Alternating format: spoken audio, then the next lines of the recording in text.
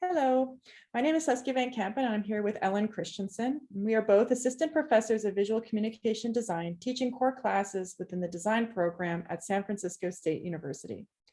We are conducting a case study of remote core studio design courses throughout the 2020-2021 academic year.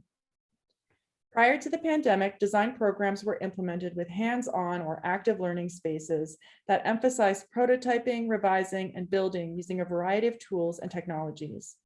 The shift to remote learning in the spring 2020 semester has limited student access to these on-campus labs. This has impacted pedagogical practices, student experiences of design processes, and the community learning environment.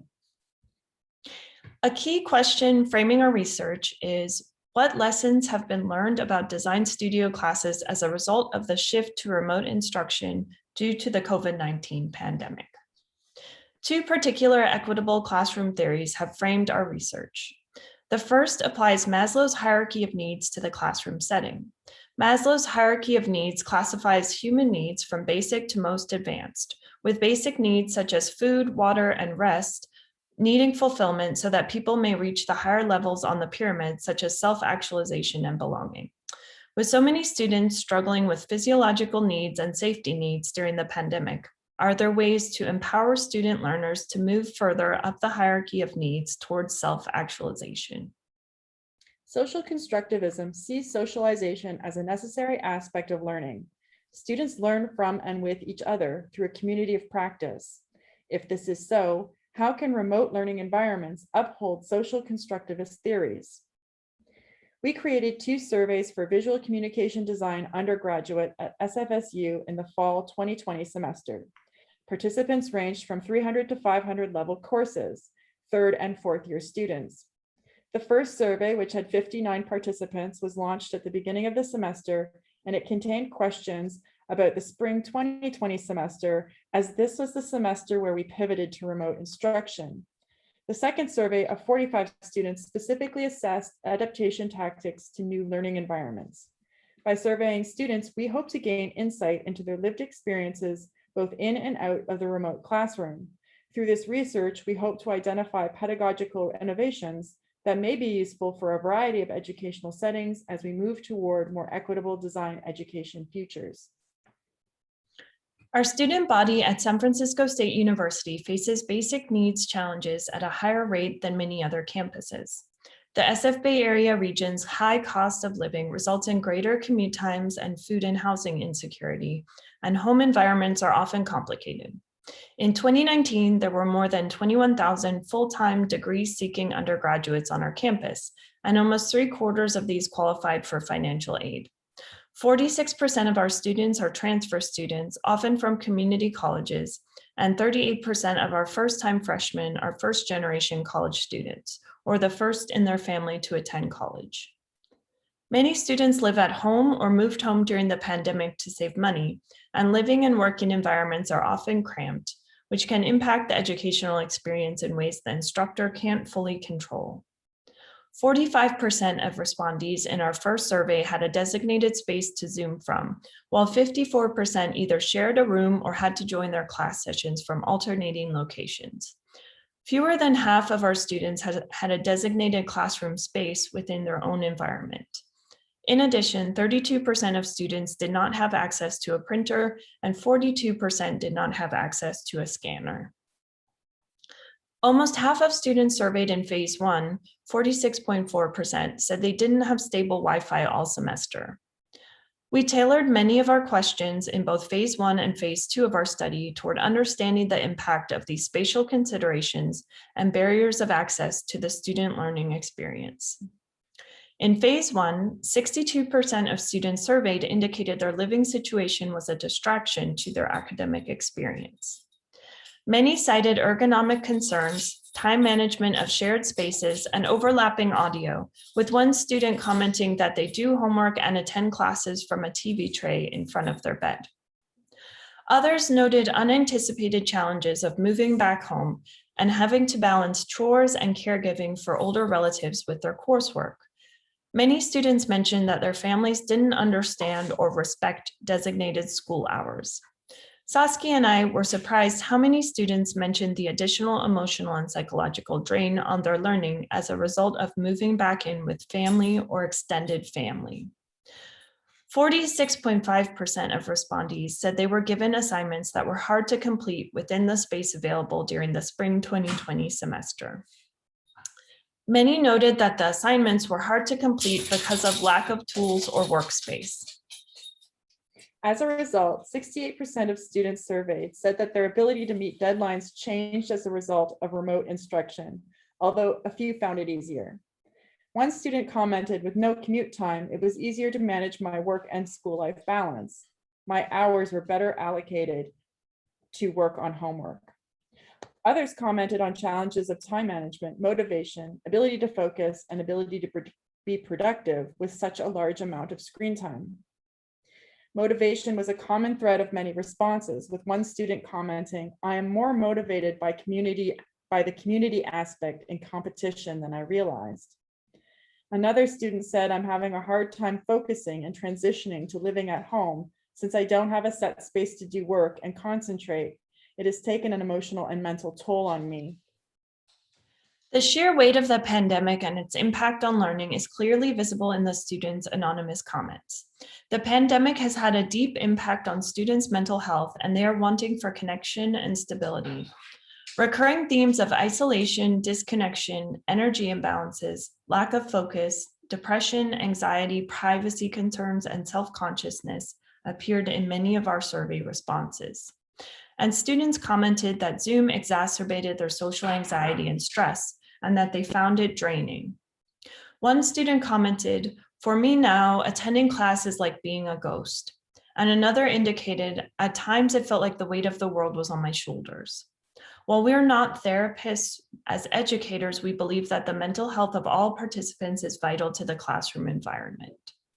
So how can we help our students through these unanticipated challenges? By building community and support systems into our classrooms. Our phase 1 and phase 2 surveys specifically asked students about community tactics in the face-to-face classroom compared to attempts at community building in the virtual classroom. Almost 80% of students surveyed indicated that they had felt they were part of a department learning community in face-to-face classes before the pandemic. Students commented that these learning situations felt more meaningful, that they were able to read body language, that they felt a difference in energy and immediacy, and that they were able to better collaborate and bounce creative ideas off of one another. Benefits of the face-to-face classroom as expressed by student participants include proximity, immediacy, privacy, informal encounters, and nonverbal cues. More than half of students surveyed said that they did not experience a sense of community in their remote classrooms during fall 2020, despite our best efforts as educators. Students commented that they felt disconnected, that they did not feel they were engaging honestly or fully, and that they most easily felt community when commiserating with other students about the challenges of the pandemic or remote learning. Almost 80% of students polled said community or lack thereof had an impact on their coursework in spring 2020. With collaborative effort, this number was improved to 66% for the fall 2020 semester. If students have self-assessed a community environment as this essential to their education, how can we incorporate what we have learned so far as remote educators in order to better create community within the remote classroom? Our survey data suggests that despite the efforts made by faculty to create community and to reframe assignments for the limitations of remote education, remote studio-based learning is still seen as inferior to face-to-face education. The second survey asked students to reflect on their fall courses and to assess the effectiveness of various strategies that faculty implemented. These have been broken down into 3 categories: student-led, faculty-led, and department-wide strategies. Some students mentioned actions that they themselves could have done to make the semester easier, and their insights were shared back to them at the start of the spring semester. The need to take mental health breaks was mentioned several times, and so we suggested setting up a daily schedule with specific times blocked off for a break from schoolwork. Students also felt that they could have made better use of synchronous class time, especially during work periods. Students created their own Discord instant messaging channel, which was shared with the entire School of Design student body in order to generate a platform for communication. This was a student-led initiative and widely used, and as far as we know, no faculty had access. Time management was a significant issue with students this fall. Many mentioned feeling a disconnection from time and reality. Time no longer seemed real, said one. Students made suggestions to set reminders and regularly check the course website to help them stay on top of deadlines. Students also commented on faculty strategies. In terms of community building, some students found that having designated working groups made up of the same 4 or 5 students that met regularly throughout the semester was a good way to create relationships with their peers. However, some mentioned how this strategy depended on group dynamics. Some groups did not bond well, were quiet, or less engaged. Those students who had faculty that encouraged casual conversation for 5 to 10 minutes at the start of class saw this as a successful way to feel less alone, especially when hearing how others were struggling through similar problems. Synchronous work periods, where everyone worked together quietly, was said to help students feel present, connected, and focused. While group activities such as games, exercises, and discussions were seen as effective ways to have students engage in course material, many saw this as extra work and would have preferred to use the time to focus on their assignments. Students' preferred method for online critiques was small group critique in breakout rooms. But again, this strategy depends on the group dynamic. This method also tends to be student-driven, and it can be difficult for faculty to steer the discussion in several places at once. The second strategy that students felt worked well for crits was the use of Box or Google Slides asynchronously or synchronously. Some also expressed a preference for synchronous full class crits. These strategies all came with caveats. Some found Box to be limiting as comments got lost or missed, and full class critiques were said to run too long and become tedious. The use of sign-up sheets for one-on-one critiques was not used often, but those who experienced them found them to be effective. From this data, there may be some interesting strategies that could be developed with small group critiques done through sign-up sheets so that students can show up to class only for their time slot and are able to discuss their work with each other while also having the benefit of instructor moderation and input. The annotate feature in Zoom allows anyone to draw and write on the screen. This was seen as the best way to replicate in-class face-to-face feedback, and students are able to take screenshots of the marked up work for later reference.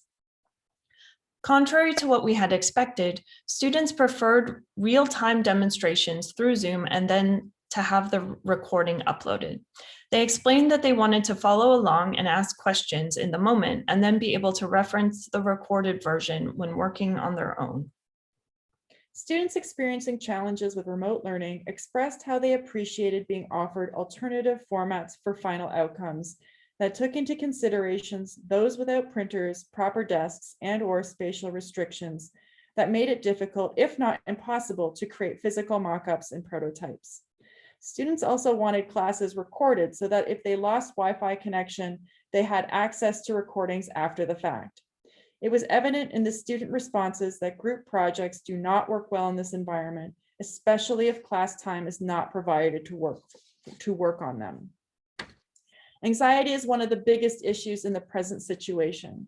Students had many suggestions for faculty about how to alleviate this issue. The most requested strategy, of course, was to have fewer projects.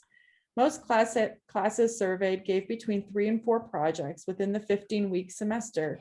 Reducing this number may not be the best course of action. Aside from fewer assignments, students did suggest that faculty adopt open deadlines so that students who need extra time do not feel the need to ask for an extension, which can be stressful. Most students wanted more opportunities to just work on their assignments as they would have done in a regular studio class.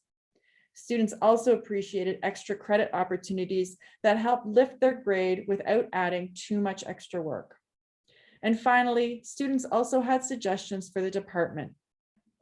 The School of Design held several town hall meetings where students could chat, ask questions, and get help with advising. However, we missed an opportunity of asking them what they wanted in terms of remote learning under these unprecedented circumstances. Student health and counseling services are available through the school services. Faculty need to remind students of this and put information about these various services in our online courses. Town halls can also be used as a way to guide students to seek the appropriate support for their needs. We are implementing some of these strategies this semester to see how we can better support student needs. We will also be carrying out an end of the semester survey to collect further data on remote teaching and learning strategies. And we will be continuing this research over the next 2 years as a return to on-campus instruction unfolds. Thank you for listening.